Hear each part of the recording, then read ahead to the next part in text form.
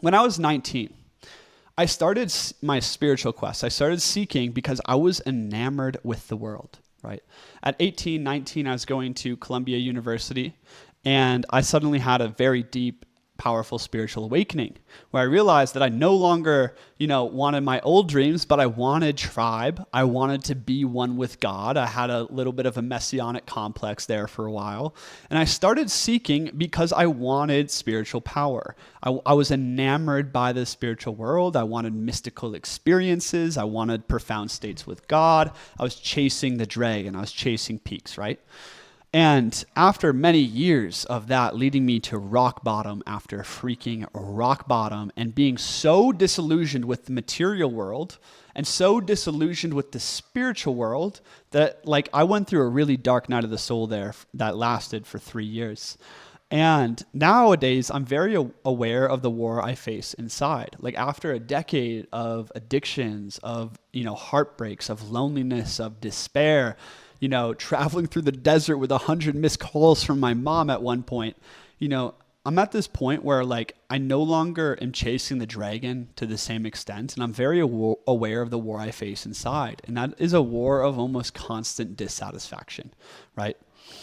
I seek now. Now I seek, not because I'm chasing a high, but because I know life will never be enough without God in it. And I know I'll destroy myself without him. Yes, these are miserable statements. Let me be clear. I love my life. I have a ton of peace, joy. I have comrades in it. There's a flourishing business we're building. We're traveling the world. We're going to do incredible things, my friends. The Retribalized project is coming along.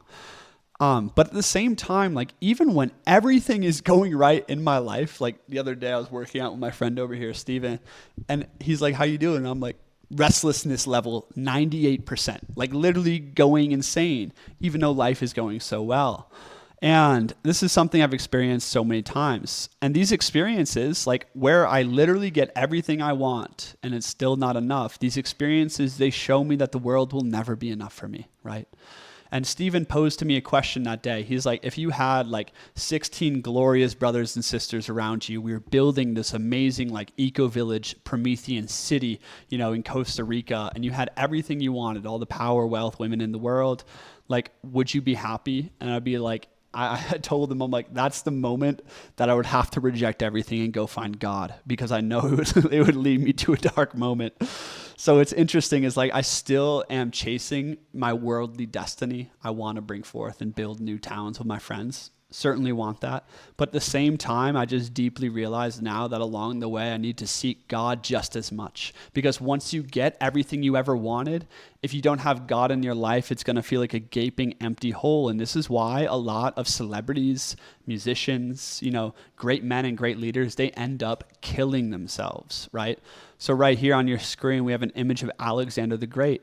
Alexander the Great, by the age of 27, had conquered most of the world. He had a whole harem of concubines. He had glorious friends. He had cities named after him.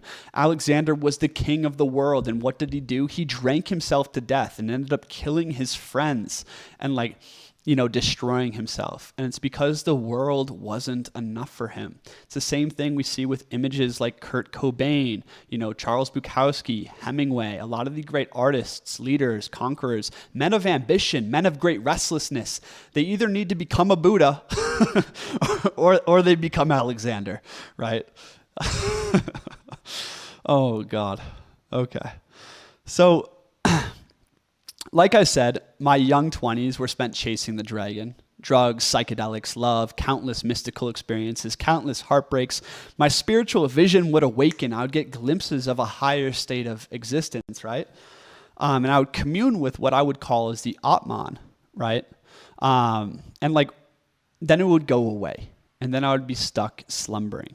And this is one of the cycles that I've identified as the deepest points of dissatisfaction in my life. To give you an example, after I did ayahuasca, right?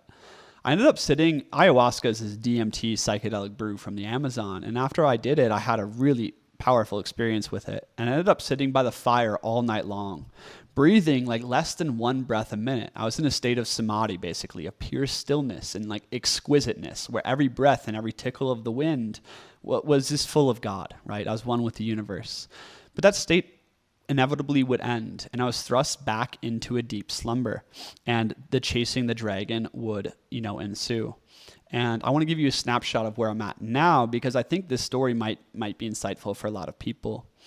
So just yesterday, I'm here in Medellin, Colombia. I'm here with Stephen and Brennan, and we're building awesome things. Like I said, life is expanding quickly.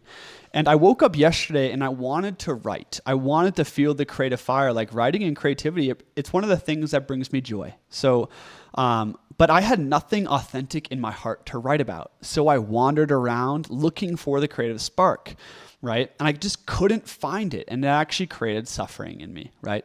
And then I started wanting love, right? I wanted to meet a woman. I wanted to have a wild night out. So I started chatting to women at cafes. And of course, it led nowhere but to dissatisfaction.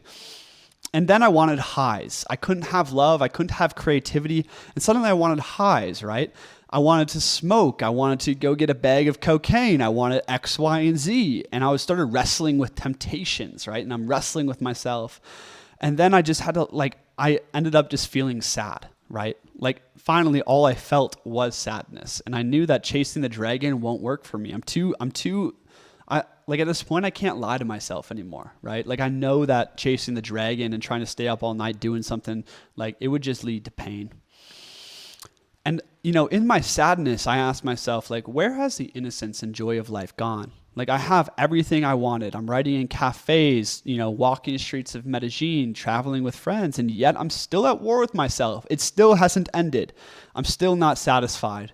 I'm still seeking. I'm seeking more fire, more love, seeking a grand voyage with my brother, seeking the same shit I have always sought, even though I have it, right?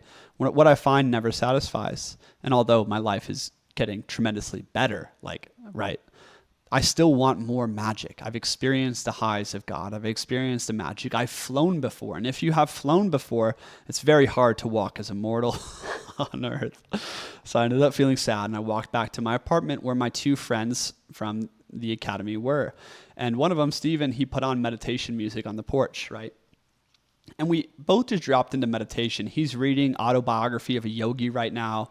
I've been practicing Kriya Yoga for a while. And we dropped into a nice meditation on the porch. And because I wrestled with such tension all day, right?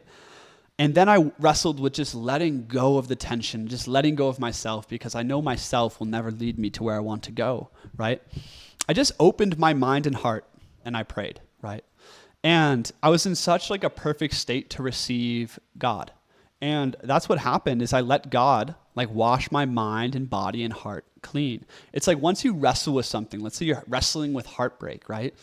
And then you finally find yourself in your bed, just letting it go. You fall into this state of real serenity at the bottom of it, because you had to let go of all the attachments to the world. You had to let go of your desires and the restlessness and the things that you think will make you happy. And it is at that moment that you find God. It's going back to that story with Siddhartha. It was when Siddhartha realized that all of his spiritual seeking and all of his seeking of worldly women, wealth, and pleasures out here, both of them only led him to despair. And it was when he was ready to end it all and cast himself into the abyss that he did find God. And this is why spiritual enlightenment, it comes from tension and then release.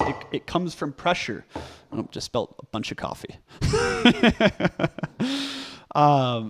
So going back to this story is when the best it's always the best meditations I have are after a struggle and release. And this is why peace, when it's earned after war, it feels the best. And it was in that moment when I was meditating, we're about 30 minutes into the meditation, that I was just fully letting go deeper, letting go to God. It's I think a good meditation is orienting yourself towards the profound, orienting yourself towards God, and just listening, giving things up to God. It's fine. Just wipe off this part. Thank you. So I opened my eyes from that meditation, and I knew I had to write. I had to write about that experience. I had to write about Shiva. I had to write about my eternal quest and what I've learned on this journey. And guess what I ended up writing? You named it, this script, right?